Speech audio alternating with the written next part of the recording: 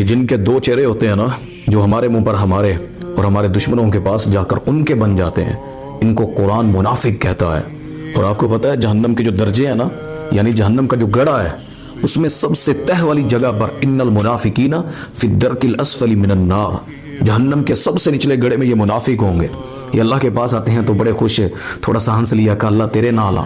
جب دین سے دور ہوئے، الگ ہوئے، پھر اللہ کے دین کا تماشا لگانا، اسلام کا جنازے نکالنے، نوجوان لوگ ہیں، کبھی جمعہ پڑھ لیا، کبھی نماز پڑھ لی تو ٹھیک ہے، وگرنہ کالج میں، اسکولوں میں، گھروں میں، تنہائیوں میں اس طرح کے معاملات ہوتے ہیں۔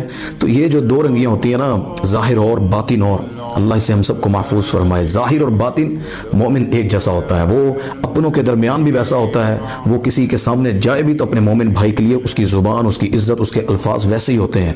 تو مومن بننا چاہیے، منافق نہیں۔ منافق بندہ نہ اللہ کو قبول ہے، نہ اس کے جنازہ چاہے نبی پڑھا دے۔ نبی پاک صلی اللہ علیہ وسلم نے عبداللہ بن ابی کا جنازہ پڑھایا، لعاب منہ کا اس کے منہ میں ڈالا، اپنی قمیض پہنا دی اسے، نبی کی صفوں میں کھڑا ہو کر نماز پڑھتا ہے مسجد نبوی میں۔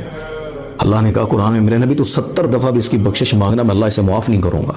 تو منافق مشرک سے بھی گندا ہوتا ہے، جو اپنے اندر رہ کر اپنوں کی جڑوں کو کاٹتا ہے۔ تو اس لیے ہمیشہ دعا کیا کرے، اللہ نفاق سے بچا، منافق ہونے سے بچا، اللہ ہمیشہ مومن بنا کر اللہ اسلام پر قائم رکھ۔